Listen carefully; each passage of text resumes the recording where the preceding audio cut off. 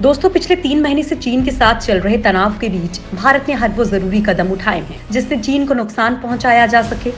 इसके लिए मोदी सरकार ने 59 चीनी ऐप्स को बैन और सरकारी ठेकों से चीनी कंपनियों को बाहर किया। इन दो कामों से ही चीन को बड़ी आर्थिक चोट पहुंची। वहीं भारत के साथ ही अमेरिका ने भी चीनी ऐप को बैन कर ड्रैगन को डबल झटका दिया। इतने झटके खाने के बाद भी पूर्वी लद्दाख में चीन की चालबाजियां लगातार जारी हैं। लेकिन अब भारत ने चीन को ऐसा झटका देने की तैयारी कर ली है जिसके एक ही बार से चीन चारों खाने चित हो जाएगा। जिस अर्थव्यवस्था के नाम पर वो दुनिया में अपनी धाक जमाता है वो धड़ाम होने वाली है, या कहें सीधे पाताल में समाने वाली है। इसके लिए मोदी सरकार ने एक प्लान बनाया है जिसके जरिए चीन में मौजूद बड़ी मोबाइल कंपनियां भारत में प्लांट लगाने के लिए प्रोत्साहित की जाएंगी। अब इसी प्लान के सहारे मोदी सरकार चीन को चित करने जा रही है। 24 स्मार्टफोन कंपनियां भारत में लगाएंगी बड़े प्लांट। दोस्तों, अमेरिका से ट्रेड वॉर और कोरोना वायरस महामारी फैलाने का आरोप झेल रहे चीन को तगड़ा झटका लगा है। स्मार्टफोन बनाने वाली 24 कंपनियां चीन को छोड़कर भारत में अपना प्रोडक्शन यूनिट लगाने की तैयारी कर रही हैं। इससे ऐसा लग रहा है कि चीन छोड़ने वाली कंपनियों को लुभाने की भारत की रणनीति काम कर रही है। भारत दुनिया का दूसरा सबसे बड़ा मोबाइल निर्माता देश है। देश में अब तक 300 मोबाइल मैन्युफैक्चरिंग यूनिट्स लग चुकी हैं। केंद्र सरकार ने मार्च में ही इलेक्ट्रॉनिक्स मैन्युफैक्चरिंग के क्षेत्र में कुछ इंसेंटिव का ऐलान किया था, जिसके बाद सैमसंग इलेक्ट्रॉनिक्स से लेकर एप्पल तक के लिए कंपोनेंट बनाने वाली कंपनियों ने भारत में निवेश की इच्छा जताई है। करीब 2 दर्जन कंपनियों ने भारत में मोबाइल फोन फैक्ट्रीज लगाने के लिए $1.5 अरब के निवेश का वादा किया है।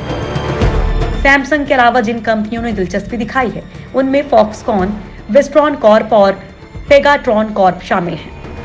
अभी देश में 80% स्मार्टफोन उत्पादक पूरी तरह से आयातित किट मंगवाकर यहां उसकी असेंबलिंग करते हैं।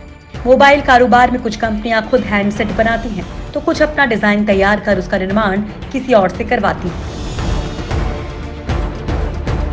दिग्गज कंपनी एप्पल भी विस्ट्रॉन, फॉक्सकॉन और पेगाट्रॉन से हैंडसेट बनवाती है। एप्पल की ये डिवाइस मैन्युफैक्चरर वैसे तो ताइवान के हैं, लेकिन ये भी सस्ती लागत की वजह से अपना मैन्युफैक्चरिंग का काम चीन के कारखानों से करते हैं। इसी तरह ओप्पो, शायोमी, वीवो जैसी कंपनियां चीन की वेंगटेक, लॉन्गशेयर जैसी दूसरी कंपनियों से अपने हैंडसेट बनवाती हैं। माना जा रहा है कि जल्द ही ये कंपनियां भारत में अपना प्लांट शुरू कर सकती हैं। भारत ने फार्मास्यूटिकल सेक्टर में भी इसी तरह के प्रोत्साहनों की घोषणा की है। इसके अलावा कई दूसरे सेक्टर्स में भी इस तरह के प्रोत्साहनों को लाने की योजना है। इन अन्य सेक्टर्स में ऑटोमोबाइल, टेक्सटाइल और फूड प्रोसेसिंग सेक्टर हो सकते हैं। लावा भी देश में करेगी 800 करोड़ का निवेश। मोबाइल उपकरण बनाने वाली घरेलू कंपनी लावा इंटरनेशनल भी चीन से अपना कारोबार समेटकर भारत ला रही है। भारत ने हाल ही में किए गए नीतिगत बदलावों के बाद कंपनी ने ये कदम उठाने का फैसला किया है। कंपनी ने अपने मोबाइल फोन डेवलपमेंट और मैन्युफैक्चरिंग को बढ़ाने के लिए अगले 5 साल के दौरान 800 करोड़ रुपए निवेश की योजना बनाई है। फिलहाल इस मोबाइल कंपनी की फैक्ट्री चीन से उत्पादन कर रही है, जहां से निकलकर अब वो भारत में अपनी फैक्ट्री लगाएगी। 10 लाख नौकरियां पैदा होने की उम्मीद।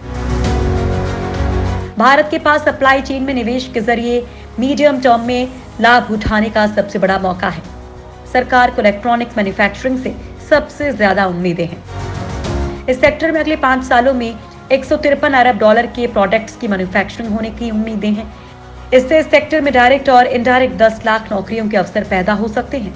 सरकार को उम्मीद है कि अगले 5 सालों में इस सेक्टर में $55 अरब का अतिरिक्त निवेश आ सकता है। सरकार का लक्ष्य अगले 5 सालों में दुनिया भर के स्मार्टफोन्स का 10% उत्पादन भारत में करने का है। अभी दुनिया भर में सबसे ज्यादा स्मार्टफोन का उत्पादन चीन में होता है।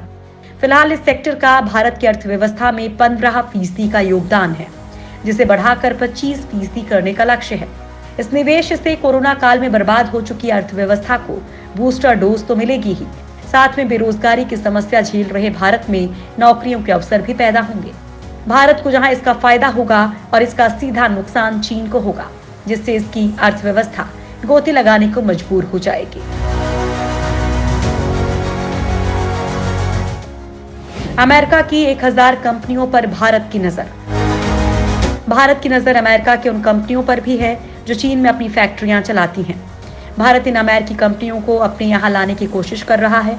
सरकार ने अप्रैल में 1000 से अधिक अमेरिकी मैन्युफैक्चरिंग कंपनियों से संपर्क किया और उन्हें चीन से कारोबारी गतिविधियों को हटाकर भारत लाने के लिए ऑफर दिया था। ये कंपनियां 550 से अधिक उत्पाद बनाती हैं। सरकार का सबसे ज्यादा ध्यान मेडिकल इक्विपमेंट आपूर्तिकर्ता, food processing unit, textiles, leather और ऑटो पार्ट्स निर्माता कंपनियों को आकर्षित करने पर है। जापान ने भी अपनी कंपनियों को चीन से बाहर निकलने में मदद करने के लिए 2.2 अरब डॉलर की राशि निश्चित की है। वहीं यूरोपीय संघ के सदस्य भी चीन के आपूर्तिकर्ताओं पर निर्भरता कम करने की योजना पर काम कर रहे हैं। कई देशों को मिला चीन अमेरिका तनाव का फायदा। चीन और अमेरिका के बीच व्यापारिक तनाव और कोरोना संकट का फायदा सिर्फ भारत को ही नहीं मिल रहा है, बल्कि इसका सबसे ज्यादा फायदा वियतनाम को मिल रहा है। चीन छोड़कर जाने की इच्छुक कंपनियां कंबोडिया, म्यांमार, बांग्लादेश और थाईलैंड जैसे देशों में बड़े पैमाने पर निवेश कर रही हैं।